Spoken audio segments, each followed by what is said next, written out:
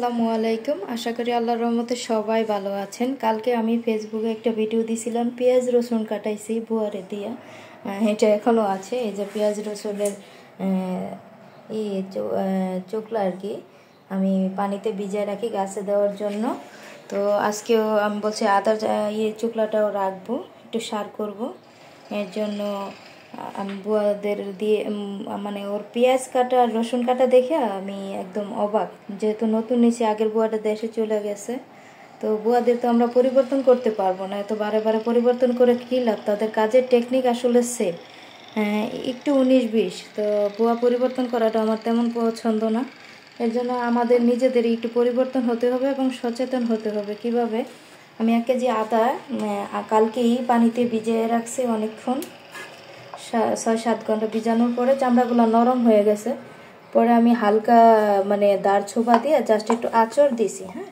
আদাগুলো একদম পরিষ্কার হয়ে গেছে। যেগুলো পুরানো চোখলা ওইগুলা আর কি কাইটে ফেলাইছি, আর পাতলাগুলা রয়েছে পরিষ্কারগুলো, এরকম পরিষ্কার হয়ে যায়। তো একটু দাঁড় ছোপা হালকা ডলা দিয়ে ধুইয়া পরে ফ্রিজে নর্মালে রেখে দিছি, যে বুয়ারে দিয়ে কাটাবো, কারণ আমি কাটতে পারি না, আমার হাতের এই জায়গাটা একটু সমস্যা। আমি একটা পেঁয়াজও কাটতে পারি না, আমার হাত ব্যথা করে আর কি। কাটতে পারি, আগে করতে পারতাম, এখন কম, কাটলে খারাপ লাগে কাটাকাটি করলে আর কি। যার কারণে বুয়াকে একটা কাজ শুধু কাটাকাটির জন্যই রাখছি, 4 কাজ করাই। তো কুটাকাটি এটা একটা কাজের জন্য ওনারা 1000 টাকা নেয়। তো আমি বলছি যে তো আদাটা আমি ভালো করে ভিজায় রেখে ধুয়ে রাখছি। আর কিছু আদা বলছি যে আমি চায়ে খাবো, চায়ের কাপে দিয়ে মানে চায়ের রং চা খাই, যার কারণে বলছি আমি একটু কুচি করে দিতে। দেখেন কুচি করে দিছে, এমন মোটা করে দিছে, এটা চায়ে দেওয়া যাবে না, একটু ছাঁচা দিয়ে নিতে হবে। তো আমি আর কিছু বলি নাই, এটা পুরা সুলছি আর কি, সুলতে বলছি। তো সুলতে বলার পরে উনি সুলছে, দেখেন এভাবে সুলতেছিল, সব ফালাই দিতেছিল। এই যে এগুলো কি ফালাই দেওয়ার আদা? এটা ফালাই দেওয়ার কি আছে? এরকম মোটা করে যদি সুলে তাহলে আদার কিছু থাকবে? তো এই যে চায়ের জন্য এতটুকু আমি বলছি শুধু যে 4 পিস আমাকে ছুলে দাও, আমি চা খাবো, এর জন্য ডিবে রাখবো। এই যে এটা সুলছে, সুইলা সে এই যে এতগুলা আদা ফালাই দিছে, আপনাদের সামনেই দেখাই, বিশ্বাস করবেন না। তো ভিডিওটা সচেতন হওয়ার জন্য, আপনি মনে করতে পারেন এতই যখন ভুল ধরেন তাহলে করেন কেন? বুয়াদের দিয়ে সমস্যার জন্যই তো করি আপু বা ভাইয়ারা, কারণ আমার হাতে সমস্যা না থাকলে নিজেই করতাম, আর রোহানিকে নিয়ে আমি সময় পাই না। এই যে এই কয়টা আদার জন্য সে এতগুলো আদা ফালাই দিছে। যেগুলো কি ফালাই দেওয়ার মতো না, এটি কিন্তু নেওয়ার মতো। যে এতটুক শুধু কালোটুক চিমড়ি দিয়ে ফালাই দিয়ে, এই যে দেখেন শুধু ফ্রেশ, এই পিসটা তো ফালানোর প্রশ্নই আসে না, ঠিক না? তো বুয়া তো প্রতিদিন আমরা পরিবর্তন করতে পারবো না। এর জন্য কি করা যায়? এর জন্য আমি আমার এই আদাটুকু আমি ক্লিন করেই রাখছিলাম। রাখার পরে ওনাকে বলছি শুধু পিস করে দাও, সুলতে হবে না। দেখেন আদাতে ময়লা নেই, ঠিক আছে? এটা নরম হয়ে গেছে চুকলাটা, আপনি ব্লেন্ডার করলে একদম মিহি হয়ে যাবে।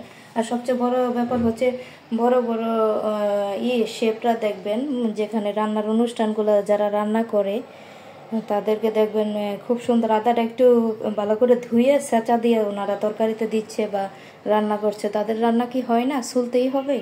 আমি এটা আগে আমিও ছুলাইতাম, এরকম করে চলতো, এত খেয়াল করি নাই। যখন আমি গাছের সার দেওয়া শুরু করছি, যে রাইখো আদা রসুন পেঁয়াজ রসুনের চুকলাগুলো রাইখো আমি সার করব, গাছে দিব, এখন আমি দেখতে পাচ্ছি যে বুয়ারা আমাদের সাথে কি ধরনের ইগুলা করে, অপচয় করে। অপচয় আমার ভালো লাগে না, কিপটা আমি বলা না, এটা একটু টাকা দিয়ে কিনা জিনিসগুলো কেন ফেলাই দিবে, ঠিক না?